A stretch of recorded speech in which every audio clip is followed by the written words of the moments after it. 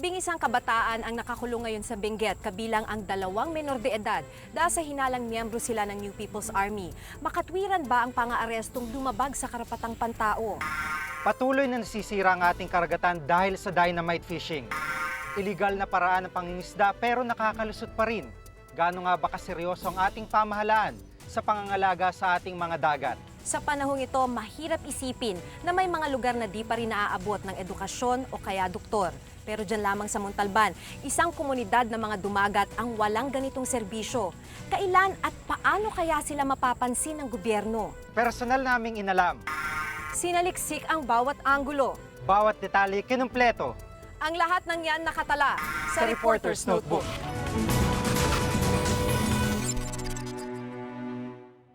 Sa kabila ng panganib sa kanilang buhay, may mga mangingisdang gumagamit pa rin ng dinamita. Sa Iloilo, mano-manong paggawa nito sa mga bahay sa tabing dagat na minsang nagiging sanhi ng aksidente, panganib sa sarili at pinsala sa karagatan. Bakit nga ba hindi sila nadadala at ano ang ginagawa ng mga otoridad tungkol dito?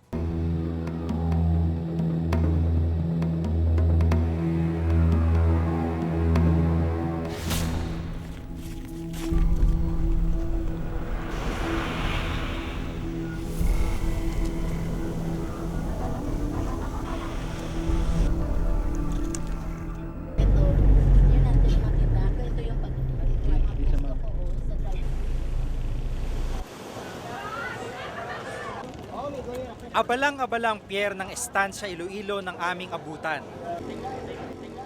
Kaliwat kanan ang pagdating ng mga nahuling isda. Pero hindi lahat sa mga ito nabingwit sa legal na paraan. Matunog ang lalawigan ng Iloilo sa walang habas na dynamite fishing. Ang Estancia Port dito sa Iloilo ang karaniwang bagsakan ng mga isdang huli sa pamamagitan ng dynamite fishing. Pero napag-alaman natin na kahapon pa lamang may mga opisyal nang nagtimbreng paparating kami. Kaya't para sa araw nito, karamihan doon sa mga isdang ibinabagsak ay nahuli raw sa natural na pamamaraan. Hindi mahirap makasagap ng impormasyon sa pagdidinamita. Marami pero hindi lang mahuhuli ng mga pulis kasi mayroon man silang mga may mga armas, may mga dinamita.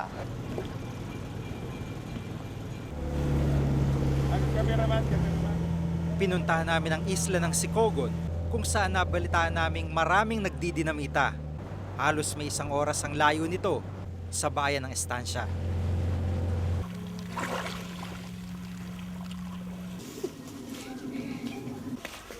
Tahimik ang isla, pero maraming bakas na iniwan ang ilegal na pangingisda.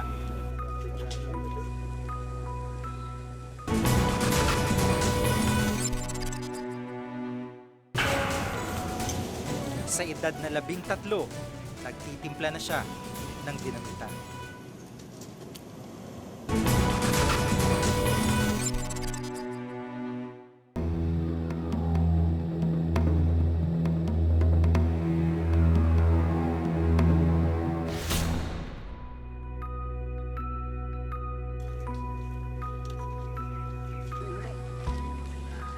Dito sa Sicogon Island, Carles, Iloilo, karaniwan ang makakita ng mga mangingisdang putol ang braso o mga kamay dahil sa paggamit ng dinamita. Si Mang Tomas, 47 taong gulang, aminado na dating dynamite fisherman. Naputol ang buong kanang braso niya nang minsang masabugan. Paghaboy ko sila sa damita, sa among gani kapiga doon, naglanaw kami sina, kita kami isda. Ginaboy naman, lumupok ang lamita gulpi. Maliban kay Mang Tomas, may iba pang nasabugan sa isla. Paano eksaktong nangyari yun? Hindi nyo naihagis? Way mapilap. Lumupok. Bukod sa panganib na dulot ng dinamita, hindi rin kaila sa mga residente na sinisira ng pagsabog ang mga corals sa ilalim ng karagatan. Para sa imo, din ang mas mabudlay mangita sang isda sang una o kung sa subong? Madamo iya sang una. Kontra sang karon. Nang makilala ko ang binatilyong itatago namin sa pangalang Mike, naisip kong malalim na ang problema ng pagdidinamita sa Iloilo. Sa edad na 13, nagtitimpla na siya ng dinamita. Paano ka nagsimulang gumawa ng dinamita? Tumutulong lang ako.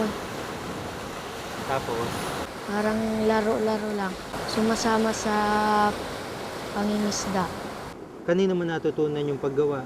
Napapanood ko lang.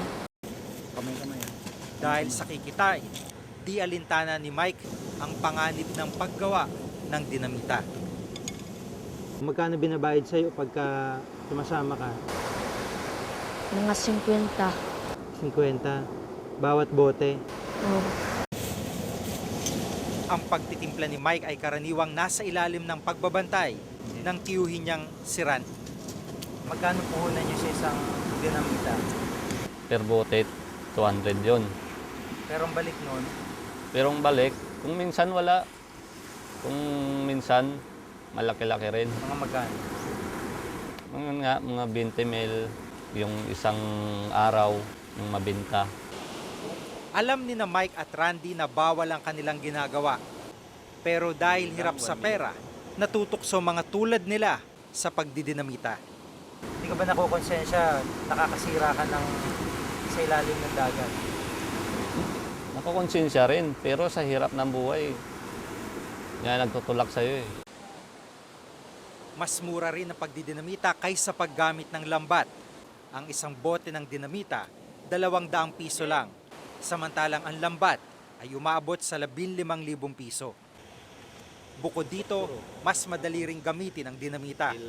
Hindi na kasi ito inilalatag tulad ng ginagawa kapag lambat ang gamit. Hindi takaw oras dahil ihahagis lang ang pagsabog.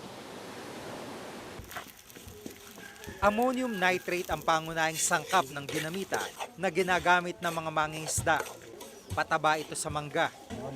Pero nang matuklas ang ginagamit ito bilang sangkap sa dinamita, ipinagbawal ito ng Fertilizer and Pesticides Authority noong Nobyembre 2002. Napakalaki kasi ng coastline natin, kaya hirap ang Navy natin, ang Coast Guard, ang Maritime, para sundan at arestuin ng mga to. Lalo na meron silang resources, kaya nila magpalipat-lipat ng iba't ibang isla.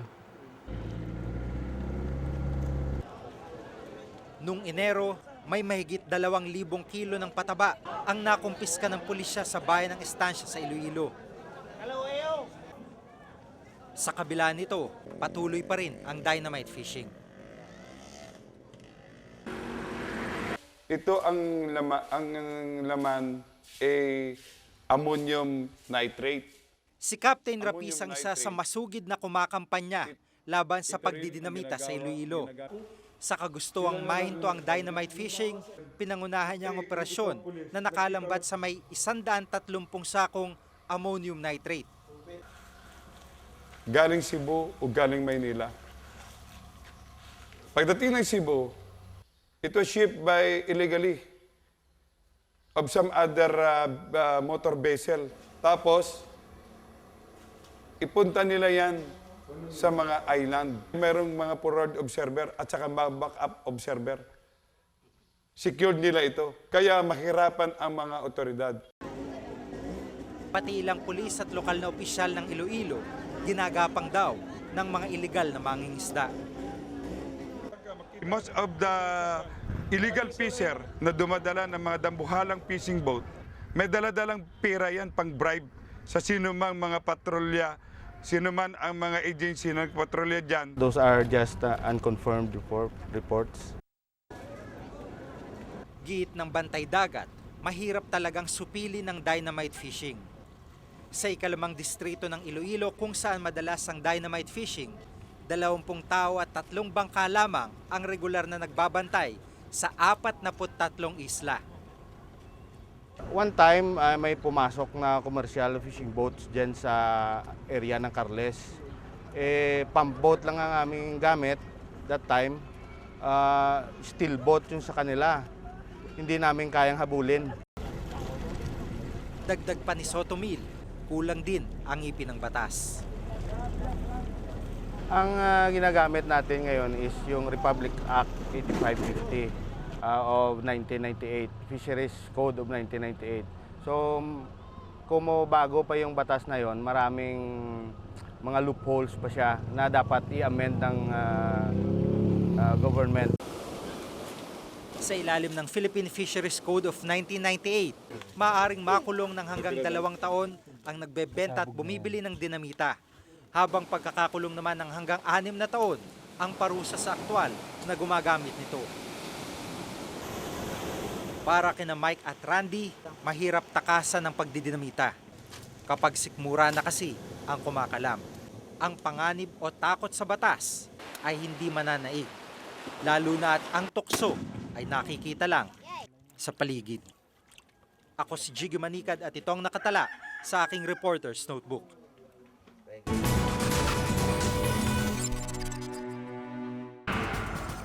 Ganito ang nangyari kay Ginang Yolanda Cruz. Pinangangambahan niyang maapektuhan ang bata sa kanyang sinapupunan. Hindi na ho ako makabangon. Hanggang sa damit na ako dumudumi.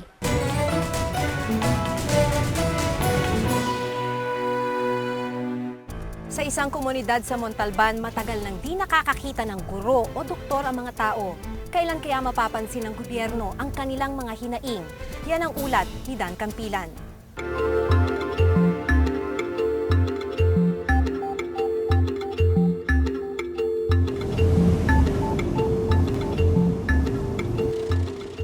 Ang bayan ng Rizal ang pinakamalapit na probinsya sa Kalakhang, Maynila.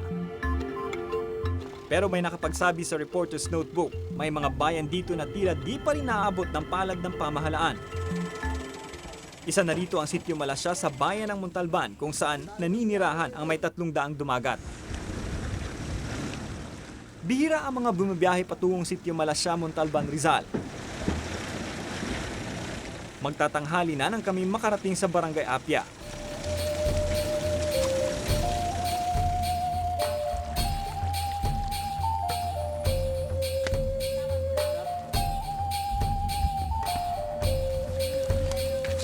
Ay, malalim nga.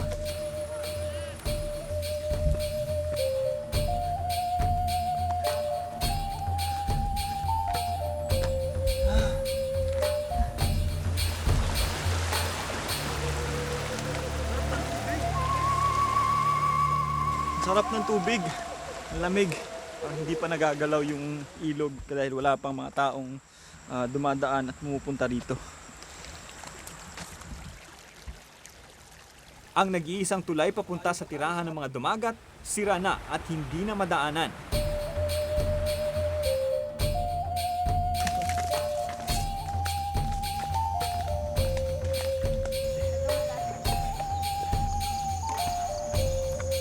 Matapos ang 3 oras na paglalakad, sa wakas narating na rin namin at ayan, tanaw na ho namin yung eskwelahan ng mga dumagat dito sa Sitio Malasya.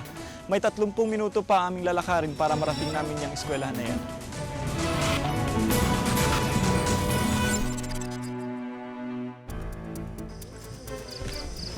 Hindi pa naghahapunan ng kanyang mag-anak.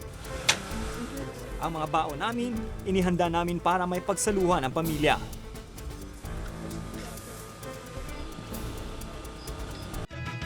Who are the Jologs in your neighborhood? Sina Rainier, Pekto, at Ethel Buba. They're the certified Jologs that you meet each Sunday sa Super Ultimate Boombastic Telefantastic Survival Guide sa mundong punong-puno ng pagka-Jologs. Carry nyo? Jologs Guide, chochorba na sa March 19.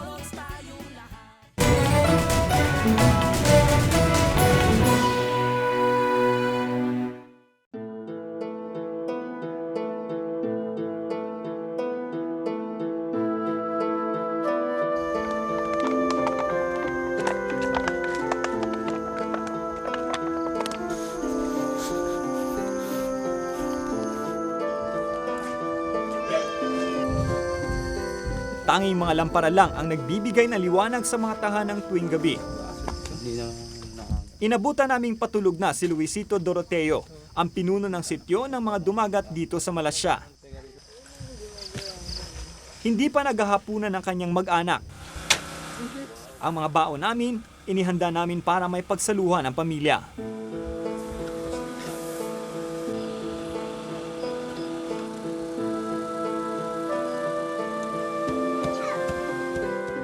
Naghanda rin sila ng pangmerienda.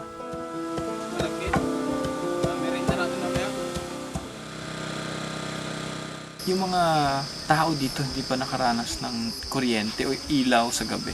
Naku, sa generator nga lang, hindi pa kami nakakarinig ang tunog ng generator ng tiga rito eh. Kaya mamaya, kung bubuksan nyo ang ilaw, baka si chairman biglang nagka-ilaw Kaya magtataka sila ngayon. Si Jose Lumer Bueno, 83 years old, ang pinakamatandang dumagat sa Malasya. Sa haba ng panahon ng kanyang paninirahan dito, wala raw nagbago sa takbo ng buhay ng mga dumagat mula pa noong panahon ng kanyang mga ninuno. Parang kami ay kinalimutan na binabaliwala ng aming mayor sa Montalban. Bakit to kaya nangyayari yun? Siguro baka sa layo namin sa bayan, isa pa walang karsada, yun, hindi kami naaasikaso. Ayon pa kay Chieftain Jose Lumer Bueno, kung panahon raw ng eleksyon, nilalapitan sila ng mga politiko para humingi ng suporta. Pero ni isa sa mga nangampanya, hindi pa nakarating sa lugar nila. Dahil kami naman tuwing butuhan, kami bumubuto. Mas kinabahayang mga ilog kami lumalangoy para kami makabuto lang. Pag yun ang mga aming kailangan, na kami tulungan nila, ay hindi naman kami tinutulungan.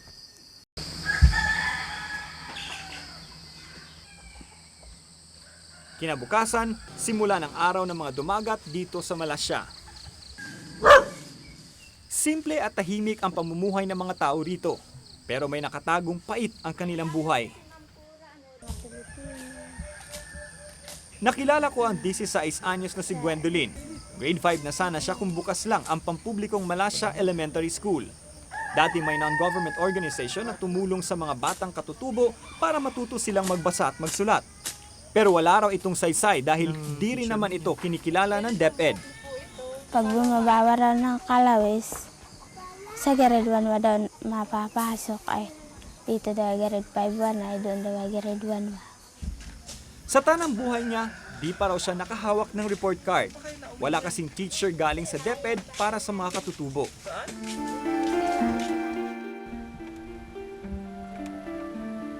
Ito na ang itsura ng Malasya Elementary School. Sira ang blackboard, ang mga upuan, at nabubulok na ang kisame sa mga silid-aralan. Higit sa lahat, wala na ring teacher. Ang sumbong sa akin ng mga tao, pirmahan nyo to sa dulo ng pangalan nyo na ginawa ko at may rasyon tayo, may goods tayo, sabi ng teacher. Yung pala, hindi rasyon. Yung pala yung parang petition na para maalsan sila ng teacher. Palibasan di marunong bumasa ang mga katutubo, pinirmahan. Hanggang ngayon, naghihintay pa rin ang mga tulad ni Gwendolyn na makapag-aral. Ngayon ako makatapos ng pag-aaral. Gusto mo maging? Gusto ko yung maging isang teacher. Bakit mo gusto maging teacher? Ay, ibig ko makatulong sa aking magulang at makatulong pa sa mga iba dito, sa mga kabataan dito. Pagtatanim ng gulay ang tanging ikinabubuhay ng mga taga-sityo Malasya. Pero kapag masama ang takbo ng panahon, gutom ang inaabot nila. Problema din sa mga taga-Malasya ang kalsada patungong bayan.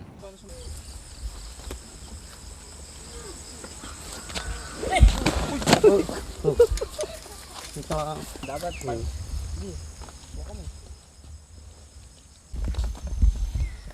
300 pesos ang bayad para sa one-way na biyahe. Lugi pa raw kung matumal ang bentahan sa bayan. Ay, nako. Ang ilog na katabi ng kanilang lugar ang tanging pinagkukunan nila ng tubig para pandilig, panligo at panginom. Ngunit kadalasan, ang iniinom nilang tubig ilog nagiging dahilan ng pagtatae at pananakit ng tiyan. Ganito ang nangyari kay Ginang Yolanda Cruz. Pinangangambahan niyang maapektuhan ang bata sa kanyang sinapupunan. Hindi na ho ako makabangon. Hanggang sa damit na ako dumudumi. Karaniwang sakit din ang malaria. 2 sa 6 na anak ni Ginang Yolanda ang kinapitan na ng malaria. Yun nung isa, nang ipanganak ko yun talagang patay na. Sa loob pa ng tiyang ko namatay na. Yung isa naman, 5 taon yun ang mamatay. Malaria ho naman. Dahil walang malapit na ospital o health center, sa albularyo at makalumang paraan inaasa ng mga dumagat ang pagpapagaling sa kanilang mga karamdaman. Kapag hindi madaan sa albularyo ang karamdaman, saka lang dinadala ng mga dumagat ang pasyente nila sa ospital. Ngunit kapag gabi, tumataas ang tubig sa ilog kaya imposibleng makabiyahe. Kung makabiyahe man, madalas ay inaabot sila ng malas sa daan pa lang. Ang unang asawa ni Mang Juanito, hindi na raw naisugod sa paggamutan ng magsuka ng dugo. Binawian ito ng buhay habang karga nila sa duyan papuntang bayan. Dinuya namin. Ay pagdating namin ng Kalawis, ikakarga na sana namin sa jeep, ay patay na. Hindi na lang namin kinarga at humanap na lang kami ng balsamo at binabalsamo na lahat at binalik sa Apia. Para makapagpagamot sa ospital, mahigit 3 oras ang kailangang lakarin patungong Sakayan at mahigit 1 oras na biyahe naman papuntang Kogyo sa Antipolo. Pati paglibing ng mga yumaong kamag-anak, dito na rin sa bundok ginagawa. Pinulong ni Kapitan Doroteo ang lahat ng dumagat sa lugar. Ipinabot nila sa mga kinauukulan ang lahat ng kanilang mga hinaing at problema. Di na raw kasi nila matiis ang tila pagbabaliwala sa kanila ng gobyerno. May 300 dumagat na permanenteng naninirahan sa Sitio Malasya na naghihintay ng katugunan ng lokal na pamahalaan. Kumpleto yung aming kumpleto yung aming programa. Kaya lang dito, dahil nga doon sa layo at hindi pa namin marating, meron talaga akong pag-amin na meron hindi pa namin talaga nabibigay lahat yung mga serbisyong nakukuha ng iba. Malinis na tubig, disenteng hanap buhay, pagkain sa hapagkainan, edukasyon, at doktor na sasagip sa kanilang buhay. Ito ang hiling ng mga dumagat. Mga bagay na bahagi ng karapatang pantao ng bawat individual. Mga bagay na tila kinalimutan ng pamahalaan sa kanilang lugar. Ako si Dan Campilan at yan ang nakatala sa aking Reporter's Notebook.